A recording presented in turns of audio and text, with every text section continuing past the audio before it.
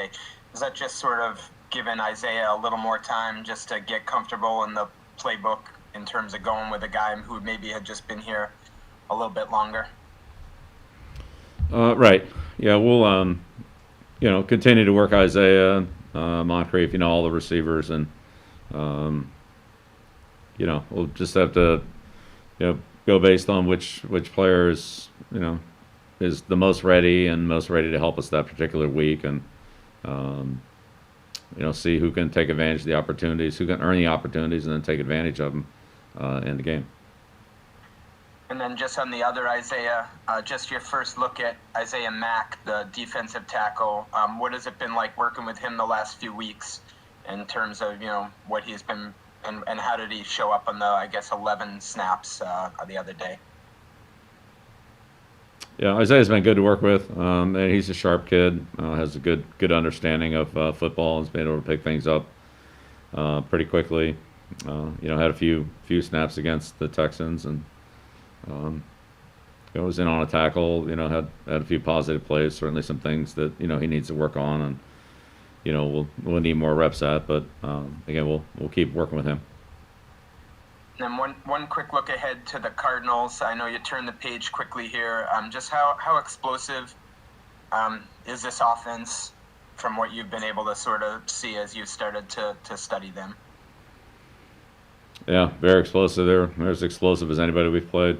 They have a lot of good players. Experienced offensive line. Some good speed players in the passing game, from Kirk to Isabella. A couple of great receivers with Hopkins and Fitzgerald. Edmonds and Drake are dangerous, and tight ends are, that's an explosive group there as well, plus the quarterback. So, they have a lot of guys that can, make big plays, that run well. And, Cliff does a good job with the offense of, getting the ball to space, getting the ball to receivers that have, or whether they be backs, tight ends, or receivers, but getting the ball to somebody in space where they don't have an opportunity to make big plays. So, I think they probably make as many as anybody, and they're hard to defend. They do a good job. Next question, Chris Ryan, followed by Bob Sosi. Good morning, Bill. Hi, Chris. Wanted to ask you a little bit about the character of your leadership of your players and also your coaching staff, in how you've gone about responding to adversity this year. And obviously, when you're winning, it's easy to show up and work hard and do all those things with momentum of success. But in this season, have you noticed and have gained more respect for coaches, players, in the way they've handled this adversity? Yes, definitely. These guys, everybody comes in here and they're ready to go, and they work hard every day. I feel like we've continued to get better.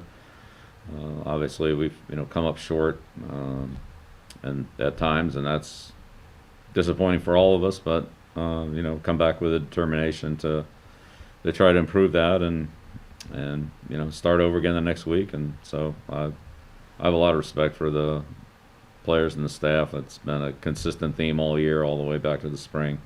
The work ethic, the competitiveness, the willingness to do extra things, to put in time, to work harder, to get better. It's, that's good. It's been a good group that way. I want to ask you a little about the Cardinals offense as well, and Larry Fitzgerald in historical terms. Where do you see him in the context of great NFL receivers? He's on the top 100 team, so puts him pretty high up there. Thanks. Next question, Bob Sosi. Thank you, Stacy. Good morning, Bill. Hey, Bill. I want to ask you about your recollections of Cliff Kingsbury in the year that he spent on injured reserve in the organization, and some of the work that he might have done behind the scenes, kind of, I guess, getting his start, in a sense, on the coaching path. What do you remember about that year, and him in particular? Yeah, well, Cliff's a smart guy. Had a really good football background. Played a different style of offense than what we had here, but very willing to learn. Did a lot of extra things. Learned our offense, studied film, studied opponent defenses. Learned a lot about football, and did some projects for us and things like that.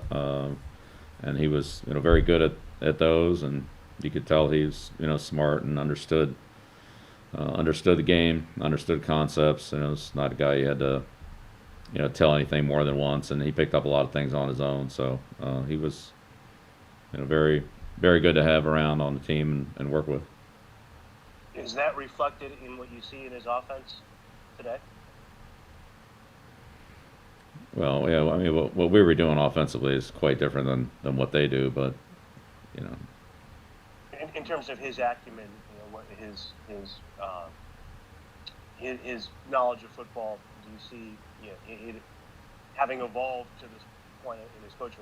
Is it reflective of kind of the intelligence he showed early on? Yeah, no doubt. Yeah, his work ethic, intelligence, and overall understanding of football are good, very good. What we did then, and what they do now are quite different. But you still get back to fundamentals and things like that. But schematically, it's quite different. Great, thank you. You're welcome. Sure. Looks like the last question will be Ben Volen. Good morning, Bill. Ben. I wanted to ask you about Kyler Murray. He's at a height that used to almost disqualify you from playing NFL quarterback, and he certainly is making it work. Given his game and especially his scrambling and rushing abilities, is his height a benefit to him being a little smaller and tougher to tackle? Well, I think he's elusive and hard to tackle because he's quick and he's fast, and he's a very instinctive player. So, when you're running the ball, you're out in space. I don't know how big of a factor height is, but he's got a very good arm. He throws an excellent deep ball. He's quick, but he's fast. He can get away from most everybody. So you have to maintain leverage and take an angle on him or have an angle with him with multiple people that you just limit the amount of space that he can work in. But he's a very dynamic player. And what about as a passer? How does he? People, I guess you look at a quarterback of his height and you assume that he'd have a lot of passes batted down and things of that nature. But how does he make it work for himself in the passing game? Well, he moves in the pocket. He can slide and find space, and I think we've seen plenty of examples of that. Drew Brees and Flutie going back a ways, guys like that. They don't get many passes batted down, no more than anybody else. So it's really about vision and quickness, and being able to find a clean throwing lane. Murray can definitely do that, and then he gets out of the pocket some too. Thanks a lot. You're welcome. We had one late addition. I'll have Doug Hyde be the final question. Good morning, Bill. You referenced some of the projects that you had Cliff Kingsbury doing with you guys. How much can you learn about a young quarterback by how he responds to and completes those types of projects? Yeah, again, those things are a lot more for him learning than us learning. I'd say most of the things that he did, we already knew, but as part of the process, it was beneficial for him to, look at certain things in more detail to help expand his knowledge and experience, and he did a great job of that. I mean, that's, we all went through that, whether it's coaching or, playing, whatever it happens to be. There's a period where you learn things that you don't know, and you learn those by doing, and you also learn them by observing and talking to other people who do know them, whether it be Charlie or whoever the case might be. So myself, other coaches on the staff, Dante, and so forth, Ivan. So it's just you see somebody that works hard at it, that really puts a lot and applies the opportunity. Say those are the things that really stick out. Cliff's intelligence, his work ethic, his love of football, background in football, and ability to understand and apply concepts. Thank you, Coach. Thanks, everyone. Great. All right. Thank you.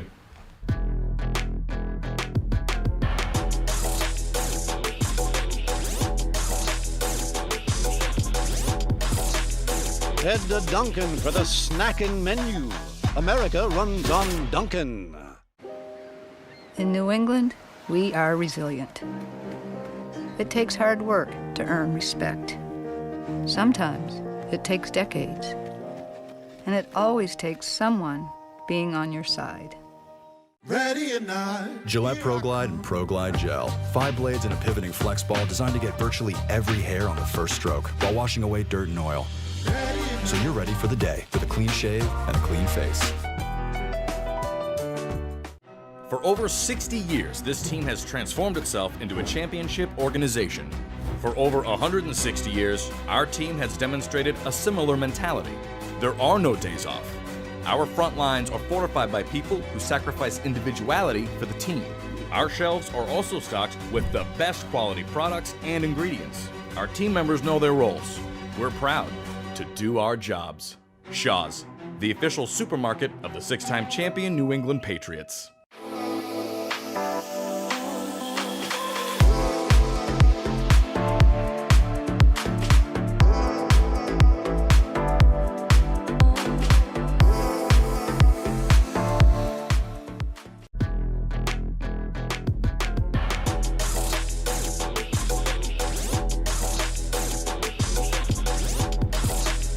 Head to Dunkin' for the snacking menu. America runs on Dunkin'. In New England, we are resilient. It takes hard work to earn respect. Sometimes it takes decades. And it always takes someone being on your side. Ready or not. Gillette ProGlide and ProGlide Gel. 5 blades and a pivoting flex ball designed to get virtually every hair on the first stroke while washing away dirt and oil.